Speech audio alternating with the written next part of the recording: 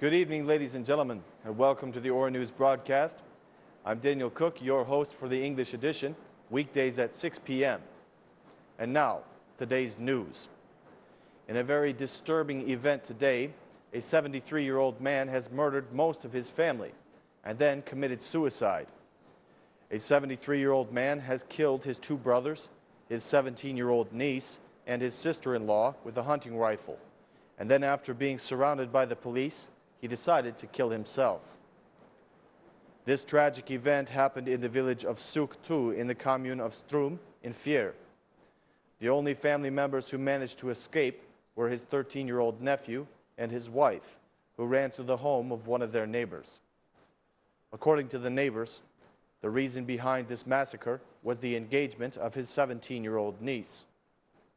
The 73-year-old man did not agree with this decision, and he was unhappy with the fact that his permission was not requested. It was supposed to be a happy day for the 17-year-old, but the fatal actions of her uncle turned it into a mournful day for the rest of the family. This grave incident has not only shocked the rest of the family, but the entire public opinion. According to the police, after killing his two brothers, his sister-in-law, and his niece, the 73-year-old tried to kill his wife and nephew. But fortunately, they managed to escape and lived to be witnesses of this terrifying event.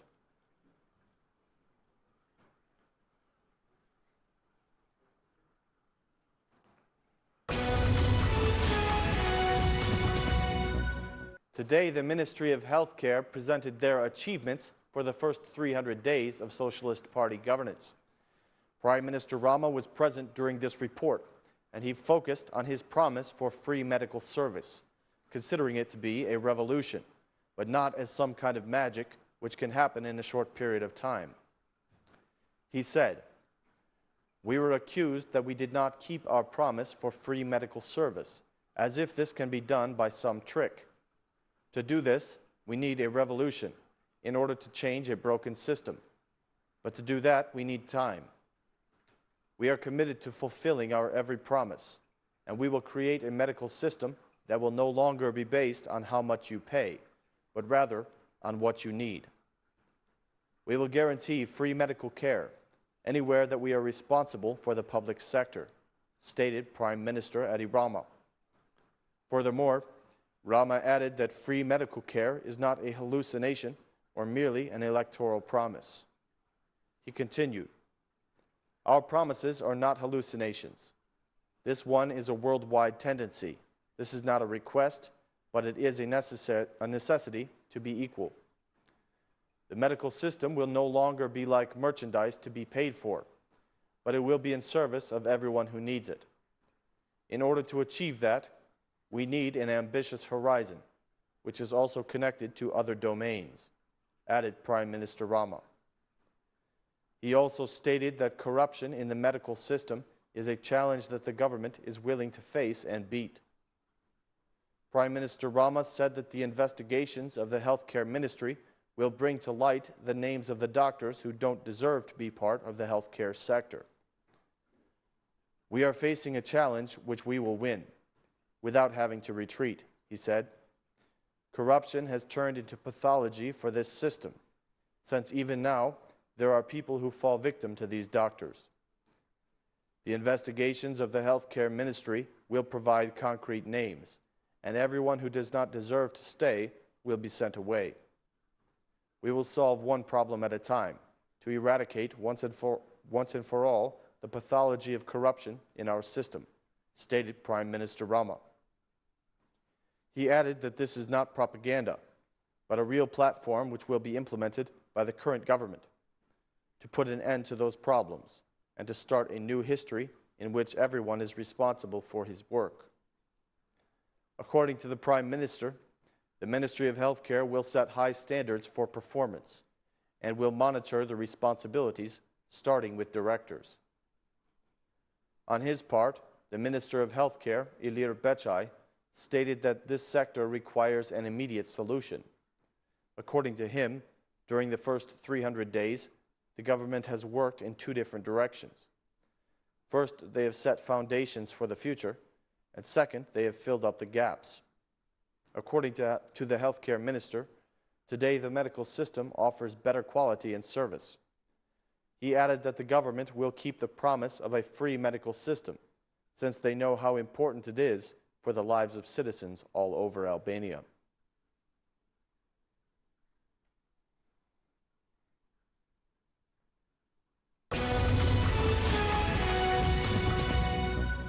An OSCE organization has intervened in the current issue of the High Council of Justice. A letter from the Organization for Security and Cooperation in Europe has rescued the members of the High Council of Justice from being suspended in case of a penal proceeding against them. The Law Commission approved the law on the High Council of Justice after taking into consideration the suggestions of the Organization for Security and Cooperation in Europe. The new law states that the members of the High Council of Justice will be suspended only if they are called as defendants. After taking into account every opinion, we have made a change in Section 2, and a judge will be suspended only if he is called in as a defendant, stated Armando Subashi. The only party to represent the opposition in this matter was the Demo-Christian Party and its leader, Nard Ndoka. He requested the suspension of this law, since according to him, it pressures the justice system and reduces its independence. It would be better if this law was suspended, and instead we should create an all-inclusive reform with the participation of all groups of interest and our international partners, stated the head of the Demo-Christian Party, Nard Ndoka. Despite his statement, the head of the Law Commission, Fatmir Jaffa, stated that this is an immediate intervention to avoid total destruction in the High Council of Justice. This is not a reform in the justice system, he said. This is just an intervention to solve an immediate problem, since there is no more transparency in the High Council of Justice. This council used to attend meetings once every 1 or 2 years, but now it is forced to attend 2 meetings a week because of pressure, stated Jaffa. A few days ago, the Organization for Security and Cooperation in Europe sent a letter to the Law Commission, stating that it was against some changes in the law on High Council of Justice. According to this organization, the changes were extreme, and they threatened the normal functioning of this council and the entire judiciary system.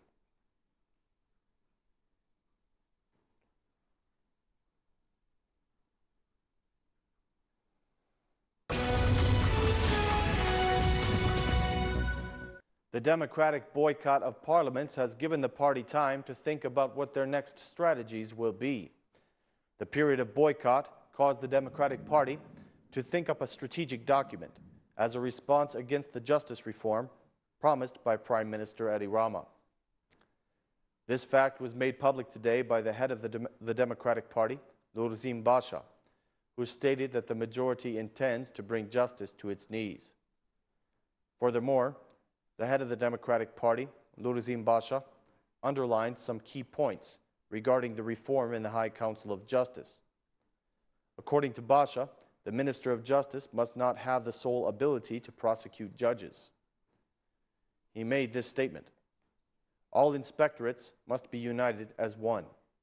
If we do this, then it will be much easier to monitor and identify corruption. The Ministry of Justice must not have a monopoly on prosecuting judges. This must only be the right of the inspectorate and the prosecution, stated the head of the Democratic Party, Nurzim Basha. Mr. Basha added that new rules must be created in order to guarantee the independence of this institution. Basha stated that it is necessary to reform the process of selecting members in the High Council of Justice. According to the head of the Democratic Party, the Parliament must not have the right to reject candidates without having facts and well-based arguments. He added that the opposition is in favor of a justice reform. Basha also requested a dialogue with the international experts. He concluded by saying that the majority wants to do this on its own in order to capture every independent institution.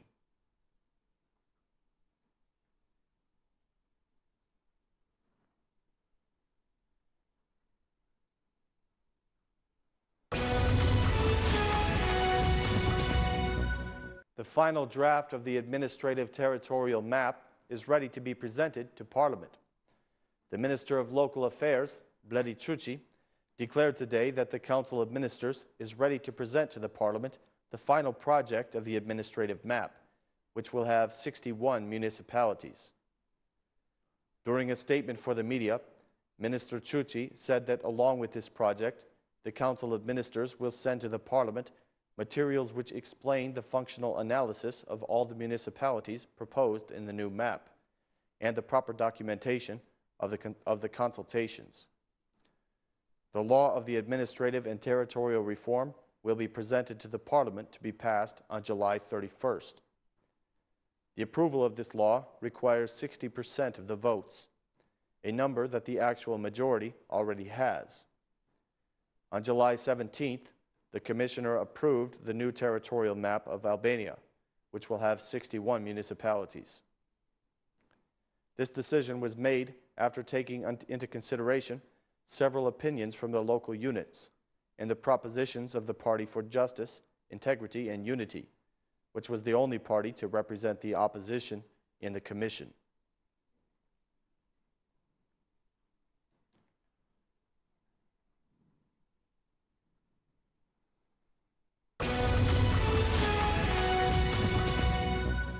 The Democratic Party has once again accused Prime Minister Edi Rama of not taking any action regarding the threats against the opposition.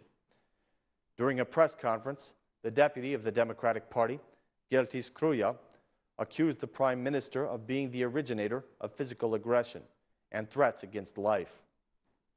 According to the Democratic Party, this clearly shows that Rama is involved in the world of crime. Geltis Kruja made this comment: "For 12 days, Edi Rama has continued to be silent, despite the actions and violence against the deputies of the Democratic Party.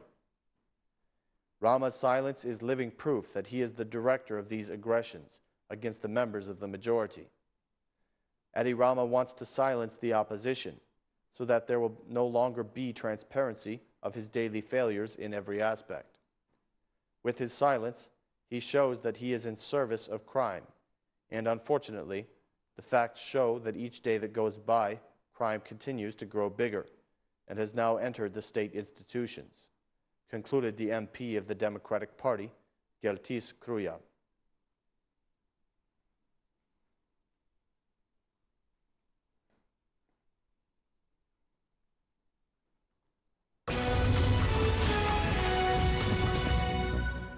Today, the Minister of Social Welfare and Youth, Erion Veliaj, announced the sections of the law that were rejected by the disabled community. During his report in the Finance and Economics Commission, the Minister of Youth and Social Welfare, Erion Veliaj, stated that these legal changes are necessary in order to bring discipline to this sector and remove 30,000 abusers from these lists. Minister Veliaj also answered to the declarations of Ombudsman that he was not part of the working group for this law. Regarding the protest of the disabled people, Minister Veliaj stated that he will report to the prosecution regarding those people who have abused the funds.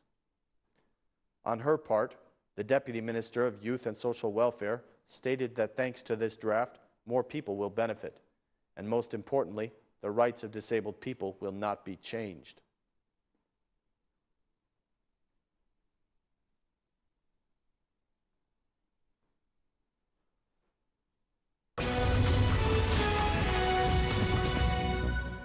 Serbian representatives in Kosovo have threatened to leave the Kosovan institutions if Serbs continue to be arrested.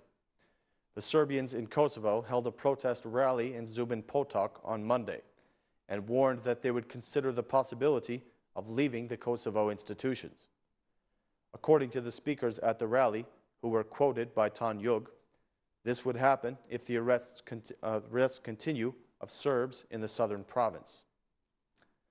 They called on the international community and ULEX to have the Serbs who are unjustly accused and in detention immediately and unconditionally released pending trial, or they would be forced to consider termination of cooperation with ULEX.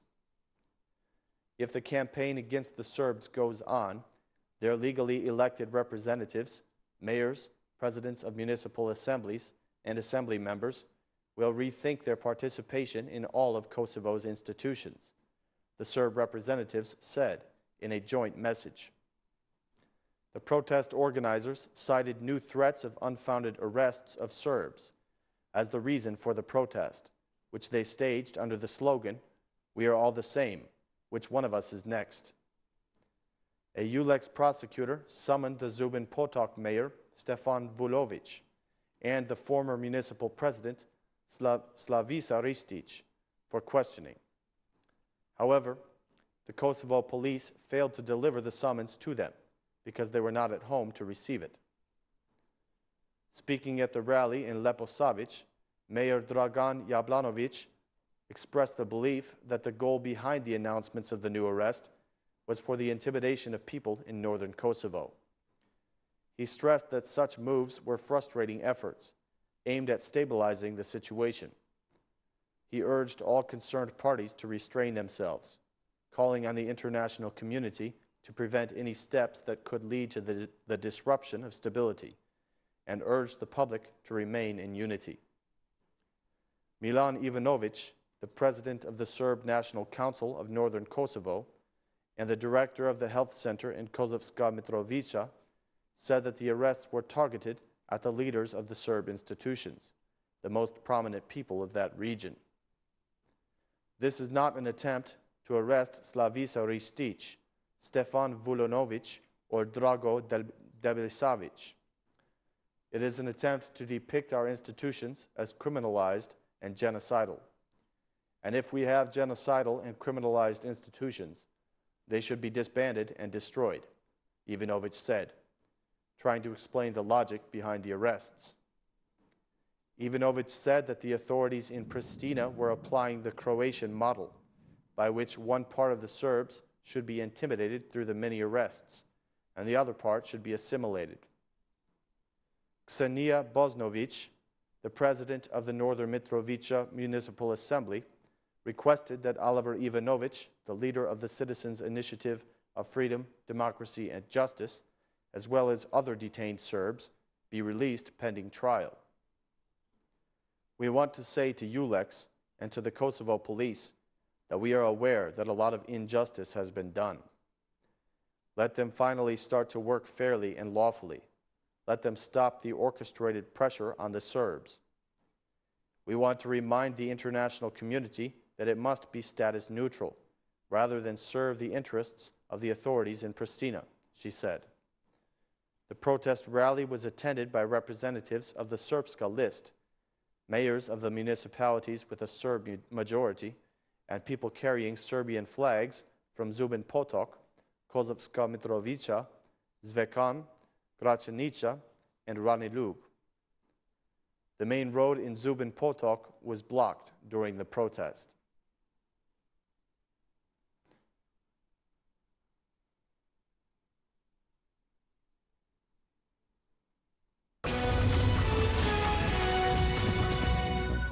A U.S. prosecutor who is investigating human organ trafficking will visit Belgrade on Tuesday. Clint Williamson, who was the chief prosecutor and head of the EU Special Investigation Team for Human Organ Trafficking during the clashes in Kosovo-Metohija in 1999, will visit Belgrade on Tuesday and will meet with Serbian Prime Minister Aleksandar Vučić. The U.S. prosecutor visited Kosovo on Monday, and according to the media announcements, he should release his report on the potentially illegal activities of organ trafficking toward the end of the month. According to Pristina and the Belgrade media, the report by international investigators led by Williamson should be released in Brussels on July 28th. Williamson, who has been heading the special unit for the investigation of the cases mentioned in Dick Marty's report on organized crime and organ trafficking, should end his mandate in August, after he releases the results of the 3-year investigation. Serbia's war crimes prosecutor, Vladimir Vukčević, said earlier that he is pleased with the course of the investigation, and added that, in his opinion, the investigation proved that the crimes were committed, and the only thing remaining is to find the perpetrators.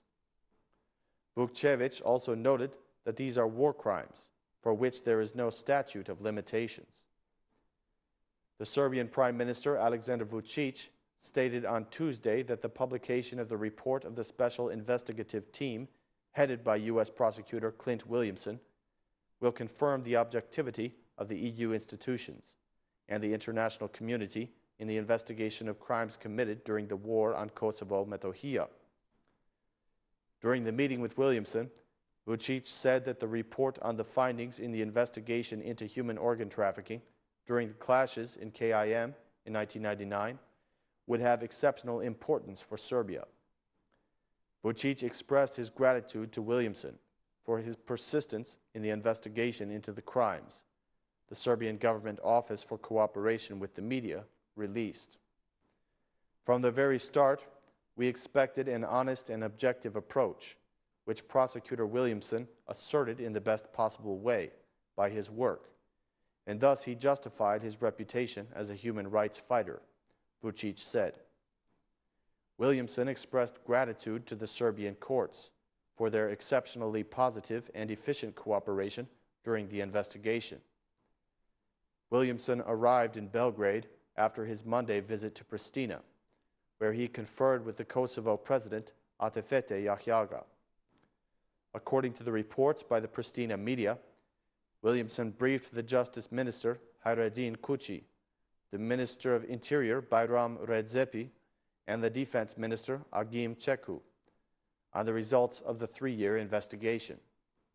According to the media, the report of the International Investigative Team, headed by Williamson, will be released in Brussels on July 28th.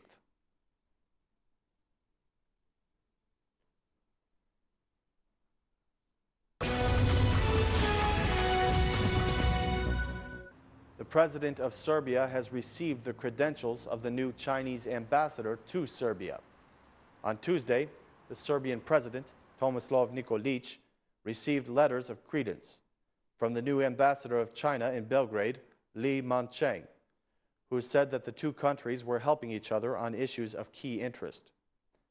He conveyed Beijing's willingness to raise bilateral relations to a higher level. Right now, Serbia is going through a very delicate period in its development, as we are about to adopt important and complex decisions, and I am confident that we will have China's support and understanding, Nikolić said at the credentials ceremony at the Palace of Serbia. The Serbian president said that bilateral relations between Serbia and China were characterized by traditional friendship and strategic partnership, and also mutual trust and sincere support for the efforts to deal with the most important issues facing the two countries. Nikolić said that Serbia highly appreciated China's principled position not to recognize the unilaterally proclaimed independence of Kosovo, and it fully supported the One China policy. He pointed out that one of Serbia's key priorities was to ensure a favorable and secure environment for doing business and for attracting foreign investment, especially from Chinese investors.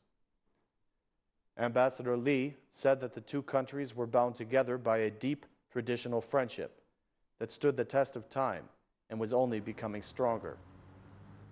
Our two countries support each other on the issues of key importance and great interest to the other side, and work to deepen mutual political trust, the Chinese ambassador said in fluent Serbian.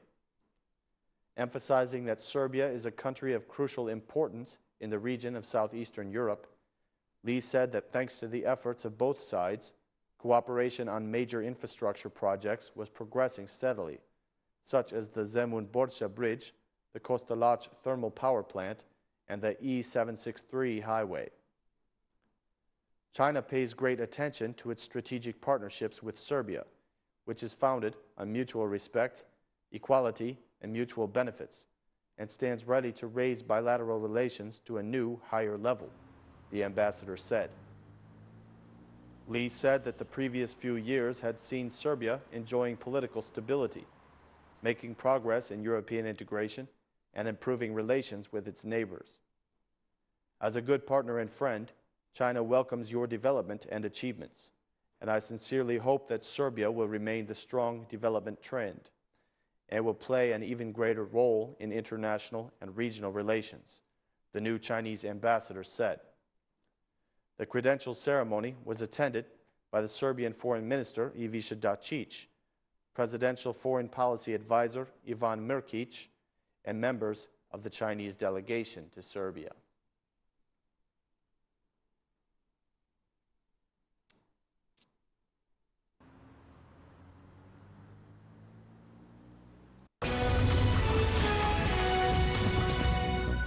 Ladies and gentlemen, that is all the news for this evening. We thank you for watching. Please join us again tomorrow at 6 p.m. for more Albanian news in English. Thank you and good night.